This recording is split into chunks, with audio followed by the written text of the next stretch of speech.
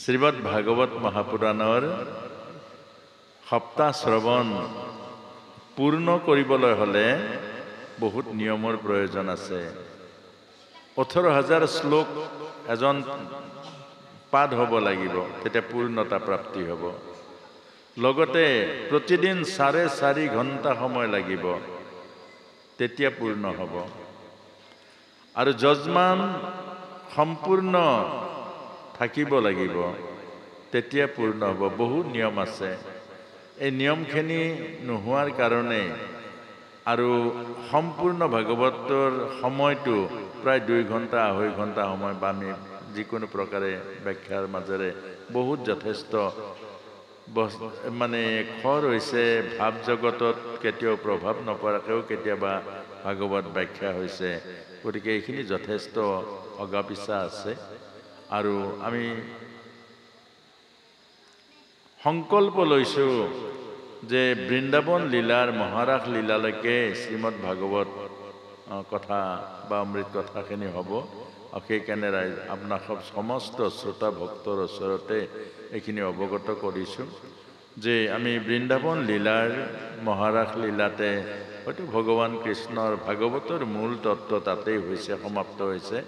আৰু তাৰ পাছতে প্ৰভু ভগৱন্তৰ একাদশ স্কন্ধত যে তেওঁৰ নিজৰ বংশটোকে নাশ কৰি তেওঁ নিজেও অপ্ৰকট হৈছে। তাৰ পাছতে দ্বাদশ স্কন্ধ দশম ভাগৱতত মাত্ৰ যুগৰ ধৰ্ম, যুগৰ লক্ষণ, কলিৰ স্বভাৱ, কলিৰ অৱস্থা এইখিনিকে বৰ্ণনা কৰিছে। গতিকে আজি আমি এতিয়া শেষলৈকে আহিছোঁ এসপ্তাহ শ্ৰীমদ ভাগৱত শ্ৰৱণৰ অন্তিম মহাৰাস লীলালে। যে মহাৰাস লীলাৰ তাৎপৰ্যখিনি অকণমান আপোনালোকে খুব চমুৱাই কথাখিনি শুনি ল'ব লাগিব। তাৰ পাছতে আমি মহাৰাস লীলাৰ পাছতেই আমাৰ মিলন হ'ব আৰু শ্ৰীমদ ভাগৱত আজি সমাপ্ত হ'ব। অৰ্থাৎ মহাৰাস লীলাৰ অৰ্থ হ'ল সেই ভগৱানে যে সেই বস্ত্ৰহৰণ লীলাত কৈছিল, শুনা সখীসকল, মোৰ এই মুৰলীৰ পঞ্চম সুৰেৰে যেতিয়া বৃন্দাবনত তুলিম ৰাগিনী, মনত ৰাখিবা এই বাহিৰ সুৰ মোৰ মা যশোদায়ো নুশুনিব। অৰ্থাৎ য'ত মায়া আছে সি কেতিয়াও মোৰ এই আহ্বান নুশুনিব। পৰমাত্মাৰ দিব্য আহ্বান মায়াযুক্ত জীৱই নুশুনিব। গতিকে যিদিনা তোমালোকৰ সমস্ত মায়ামুক্ত হৈ পৰিবা আৰু মোৰ এই বৃন্দাবনত তোলা পঞ্চম সুৰৰ ৰাগিনীৰ এই মুৰলীৰ ধ্বনি নিৰীক্ষণ কৰি তোমালোক যিসকল আহিবা, সেইসকলেহে মোৰ লগত অখণ্ড ৰসময় ভক্তিৰ ধাৰাত জীৱন উটাই নিব পাৰিবা। জনম জনমৰ দুখ, জনম জনমৰ অপ্ৰাপ্ত জীৱনৰ সৰ্বস্ব প্ৰাপ্তি ঘটিব। গতিকে আৰু আজি সেই সুযোগ আহিছে, এতিয়া সময় সমাগত। কেলে যে যমুনা উভতি ববলৈ ধৰিছে। যমুনা উভতি বৈছে। যমুনা মানে প্ৰেম। এতিয়া প্ৰেম উভতি বৈছে, সকলোৰে প্ৰতি সমভাৱনা আছে।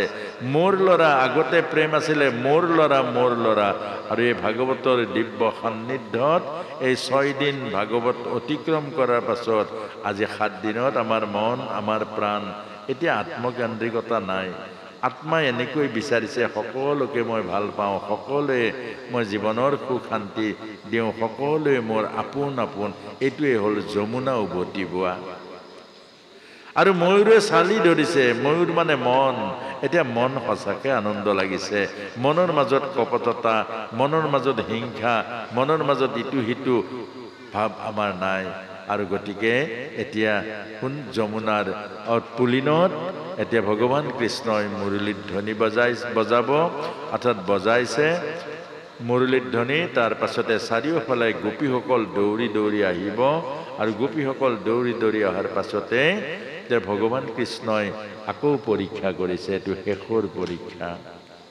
গোপিকাসকল, মই জানো, সখীসকল, মই জানো তোমালোকে মোক বহুত ভাল পোৱা, প্ৰাণতকৈও বেছি ভাল পোৱা। আৰু সেইকাৰণে এই অন্ধকাৰ মহাৰাত্ৰিৰ ভয়ানক বৃন্দাবনলৈকে মোৰ এই বাঁহীৰ সুৰ শুনি তোমালোকে মোক চাবলৈ দৌৰি আহিছা। এতিয়া মোক দেখিলা আৰু এতিয়া ঘৰলৈ যোৱাগৈ, পতিপুত্ৰ ঘৰত আছে। তে গোপীসকলৰ চকু পানী ওলাইছে, টপ টপকৈ পৰিছে। মনেৰে ভাবিছে, যাক পাবৰ কাৰণে ঘৰ এৰিলোঁ, যাক পাবৰ কাৰণে সৰ্বস্ব ত্যাগ কৰিলোঁ, যাক পাবৰ কাৰণে সৰ্বস্ব জীৱনৰ সুখ ত্যাগ কৰিলোঁ, আৰু আজি তেওঁৰ ওচৰত আহোঁতে কৈছে যে এতিয়া মই ঘৰলৈ যাব দিছে। আমি ঘৰলৈ কেনেকৈ যাম? আমি ঘৰলৈ কেনেকৈ যাম? যাক পাবৰ কাৰণে আমি সৰ্বস্বটো ত্যাগ কৰি আহিছোঁ, আকৌ ঘৰলৈ, আকৌ সংসাৰ যাত্ৰা, আকৌ জনম মৰণৰ যাত্ৰা, কেনেকৈ যাম? চকু পানী টপ টপকৈ পৰিছে। অৰ্থাৎ দ্বিতীয়বাৰ ভগৱান কৃষ্ণই কৈছে, শুনা সখীসকল, এই বৃন্দাবন জয়াল, অনেক বাঘ ভালুক অজগৰ সাপেৰে ভৰা তোমালোকৰ কোমল দেহটো ফালি চিৰি তছনছ কৰিব। এতিয়া যোৱা। তেতিয়া এজনী গোপিকাই কৈছে, হে কৃষ্ণ, তুমি জানো ভগৱত গীতাত কোৱা নাই, ন জয়তে ইম্ৰিয়তে বা কদাচিৎ নাম ভূত্তা ভবিতা বা না ভূয়ঃ আজ নিত্য শাশ্বত পুৰাণয়ম ন হন্যতে হন্য মানে শৰীৰা। আত্মাৰ জন্ম নাই, আত্মাৰ মৃত্যু নাই। আমি আত্মাহে আহিছোঁ তোমাৰ ওচৰত, দেহটো নাই অহা। আমি আত্মা, অৰ্থাৎ এইবাৰ ৰাইট চিন দিলে, পাছ কৰিলা। বস্ত্ৰ হৰণ লীলাত ভগৱানক পাবলৈ দেহ গৈছিলে, আৰু আজি আত্মা গৈছেগে, অৰ্থাৎ পাছ কৰিলা। অৰ্থাৎ দেহেৰে ভগৱানক নাপায়, দেহেৰে ভগৱানৰ সৰ্বস্ব পৰমানন্দ নাপায়, পায় আত্মা। যিদিনা আমি আত্মা ভাৱনা, আমি আত্মা ভাৱনাত ভাবিত হ'ম, যিদিনা আমি শুদ্ধ আত্মাই লোভ মোহ কাম ক্ৰোধ নোহোৱা শুদ্ধ আত্মা পৰমাত্মাৰ ওচৰলৈ যাম, সিদিনাই পৰমাত্মাৰ দিব্য আনন্দ আমি পাম।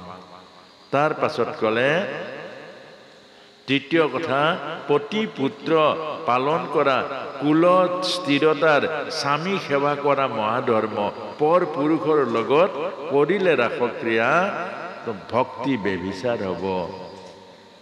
তেতিয়া এজনী গোপিনীয়ে ক'লে, কৃষ্ণ, তুমি পৰ পুৰুষ কেতিয়াৰ পৰা হ'লা? তুমি জগতৰ আদি পুৰুষ নহয় জানো? তুমি পৰম পুৰুষ নহয় জানো? সমস্ত জীৱৰ পৰমাত্মা তুমি পৰম পুৰুষ নোহোৱা জানো? পাছ কৰিলা গোপীসকল, আজি বুজি পালা। অৰ্থাৎ মই সমস্ত জগতৰ সৃষ্টি স্থিতি পালনৰ একমাত্ৰ পুৰুষ, আৰু সমস্তৰ মই আধাৰ।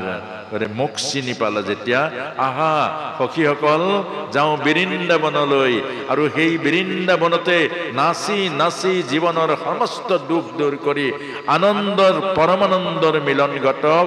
যিদৰে সকলোৰে আছে এক আকৰ্ষণ, আৰু সেইদৰে ভক্ত আৰু ভগৱানৰ আকৰ্ষণ আছে, আৰু ভক্ত আৰু ভগৱানৰ যেতিয়া মিলন হ'ব, এই মিলনে হ'ব মধুমন্দাকিনী গংগা, আৰু সেই মধুমন্দাকিনী আনন্দই হ'ব জীৱনৰ পৰমানন্দ, আত্মানন্দ, হৃদয়ানন্দ।